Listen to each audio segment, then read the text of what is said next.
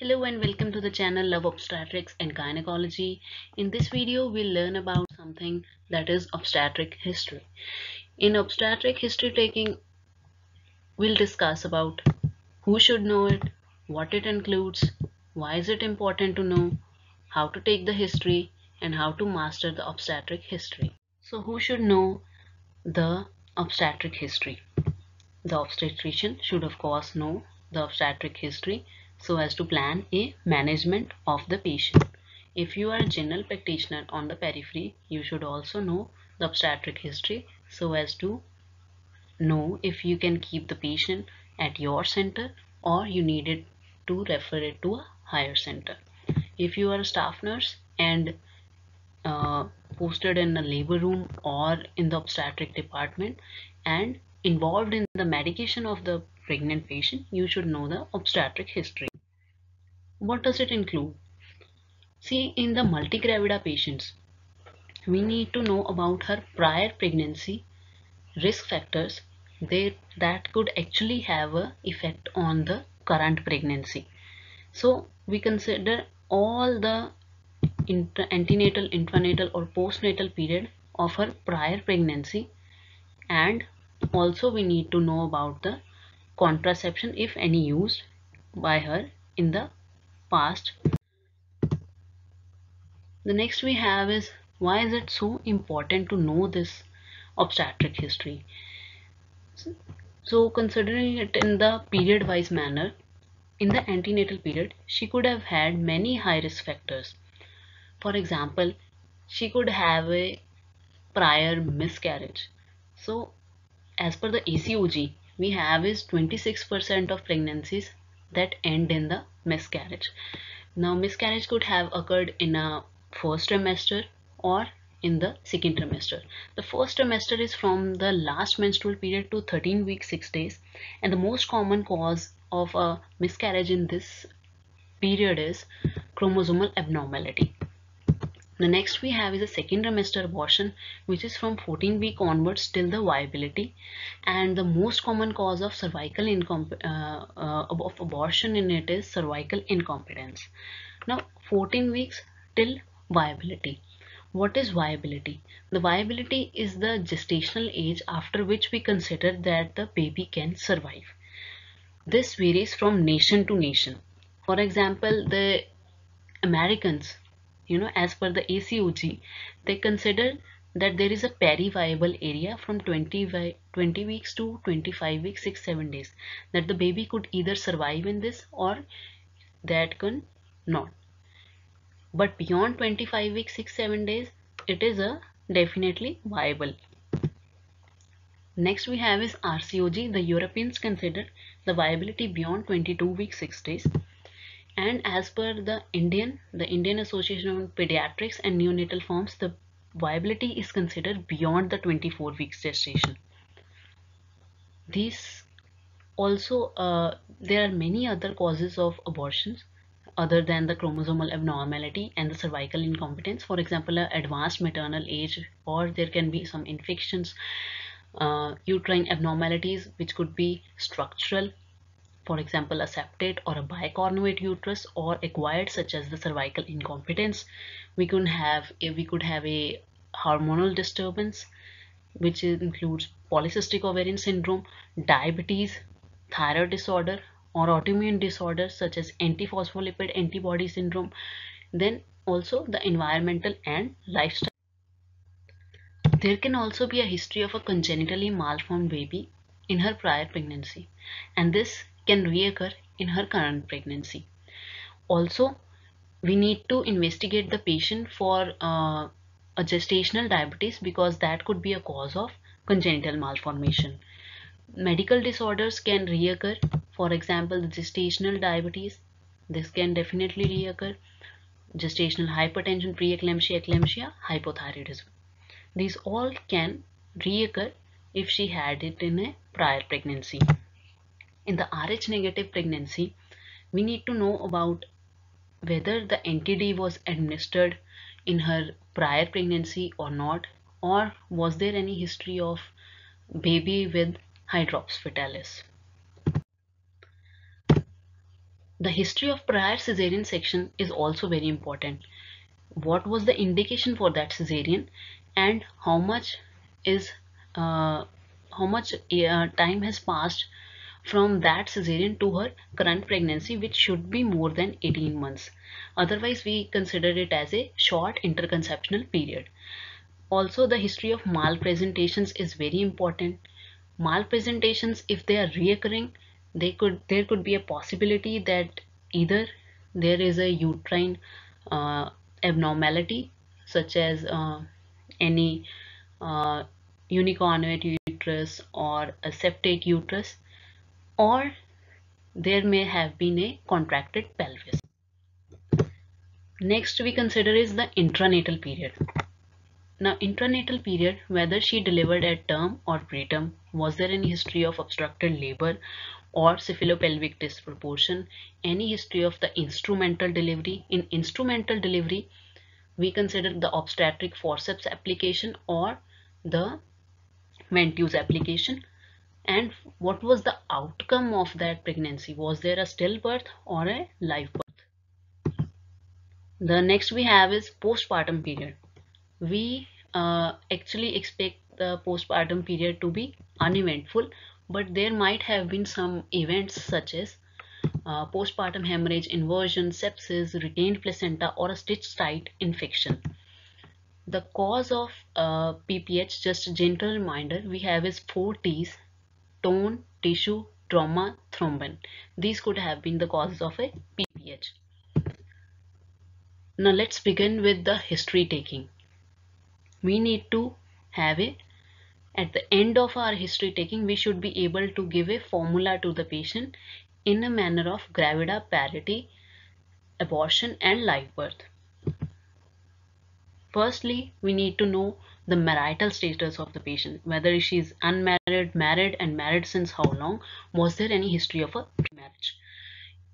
Now, considering if she had a prior miscarriage history, first I need to ask, she conceived after how many years of the marriage? What was this, a spontaneous conception or with some treatment? The treatment includes the history of ovulation induction, IUI, intra uterine insemination, IVF, in vitro fertilization. Was there any other history?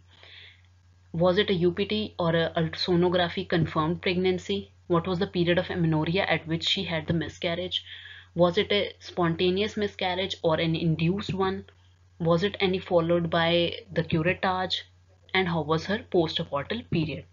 Was there any further contraception use or not?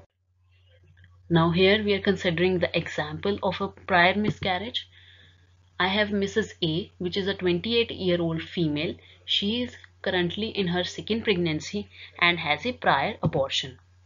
She is married since 2 years and she conceived after 5 months of marriage, which was a spontaneous conception and UPT confirmed pregnancy. And at the end of amenorrhea of 3 months, she had spontaneous abortion, not followed by the curettage. Her postnatal period was uneventful.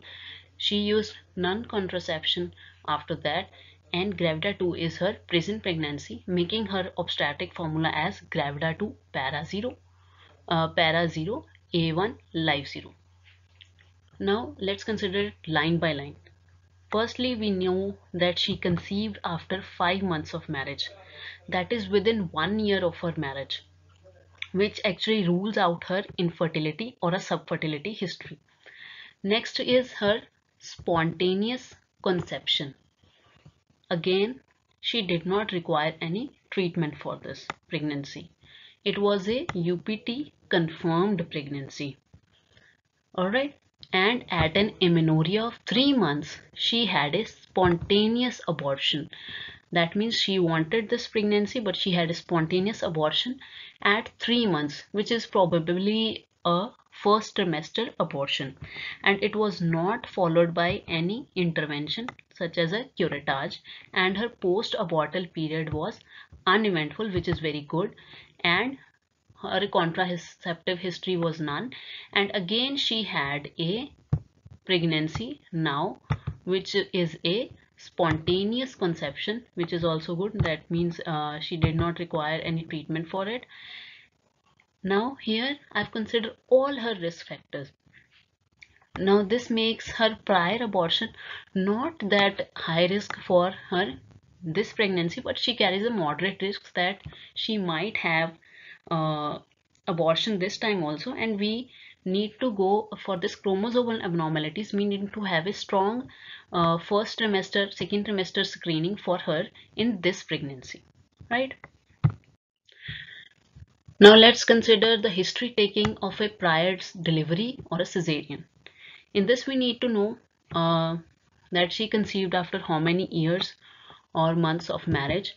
Was it a spontaneous conception or treatment, just like we did it in the abortion history? Whether she had it any regular ANC visit, or was she supervised? She had a supervised pregnancy at a primary, tertiary, or any healthcare center. Were there any antenatal problems such as a gestational diabetes, preeclampsia, hypothyroidism? How was her intrapartum period? Whether she delivered vaginally or had a cesarean? If vaginal, was it delivered at term, preterm, induction, instrumentation, prolonged labor, any complication? And if it was a cesarean, it was at what gestation? Was it preterm, term, emergency, or elective? What was the indication? Intra findings, if she has a previous record or any complications any present. Then again, postpartum period, we want it to be uneventful, but there can be many other events such as PPH, retained placenta, inversion, sepsis, or episide issues in a delivery. And in the cesarean, we need to specifically know about when was the stitch out done, when till how long was her hospital stay, were there any complications, stitch line complication, and pre-sepsis. The delivery details should also be known to us. Was it a singleton or multiple pregnancies? She could have twins or a single baby. What was the sex of the baby? Whether it had an immediate cry? What was the EPGAR? Did she breastfeed the patient? What was the duration till she breastfed? Was the baby immunized? Milestones achieved? And what is the current status of the baby? Now let's take an example of the prior vaginal delivery. So here we have is she conceived after 2 years of marriage by ovulation induction from a private nursing home. She had a supervised pregnancy at a tertiary care center and was diagnosed with a high blood pressure at 6 months, and had labor induction at 7.5 months and delivered vaginally a single boy baby that cried immediately, had a birth weight of around 2 kgs, breastfed till 6 months, immunized, achieved normal milestones, and is currently 4-year-old.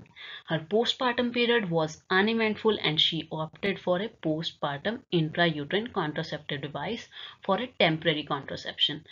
Now, Gravida 2 is her present pregnancy and she spontaneously conceived, and her obstetric formula is Gravida 2 Para 1 A0 Live 1. So let's take it line by line. We have a patient that conceived after 2 years of marriage.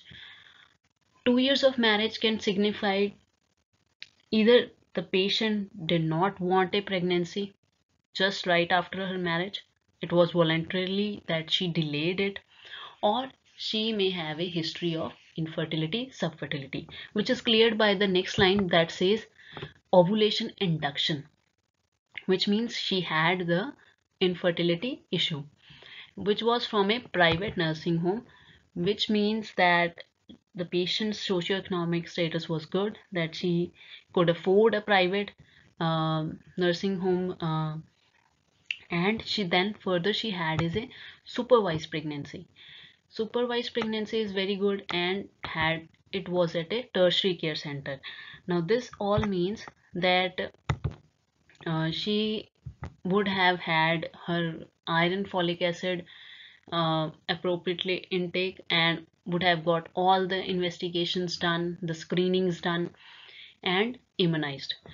And further, she was diagnosed with high blood pressure at 6 months of gestation and delivered, had a labor induction at 7.5 months. So she had an antenatal complication. probably a preeclampsia, and then she had labor induction at a preterm gestation, 7.5 months, right? Preterm gestation, and delivered vaginally, which is good that she delivered vaginally after an induction, a single boy baby which cried immediately and had a birth weight of around 2 kgs. Now this birth weight signifies that either it was a preterm delivery like in this case, or the baby might have been a fetal growth restricted.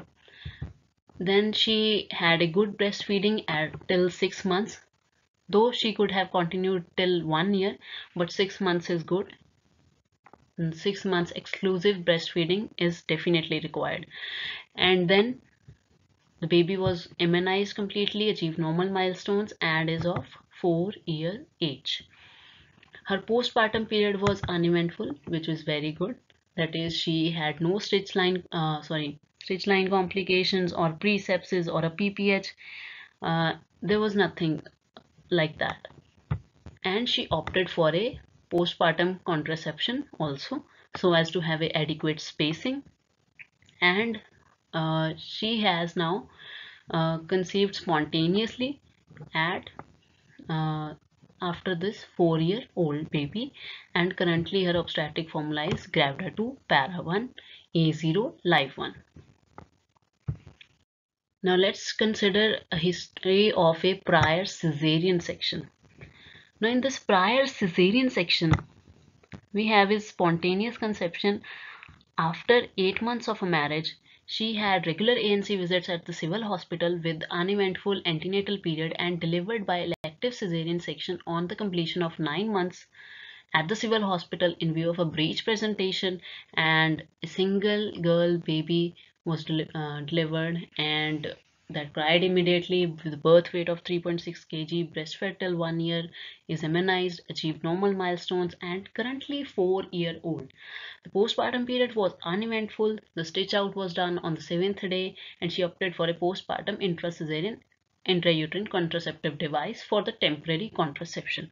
Gravida 2 is her present pregnancy. Her obstetric formula be now Gravida 2 Para 1 A0 Live 1.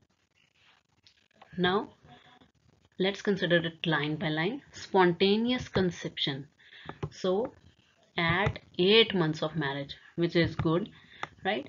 She had regular ANC visits, which means her investigations and treatment was good at a civil hospital.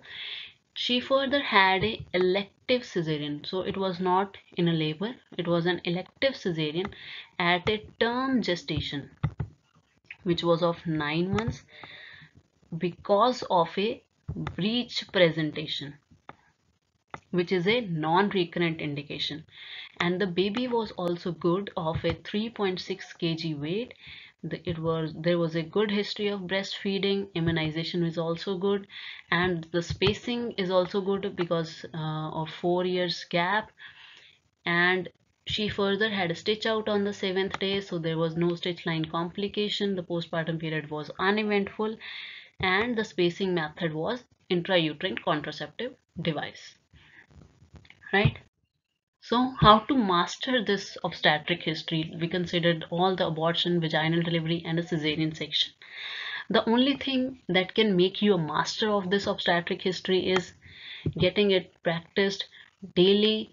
Have a habit of taking history in a proper format of a pregnant female, and you will finally master of this obstetric history. So if you like this video, kindly do subscribe, like our channel Love Obstetrics and Gynecology.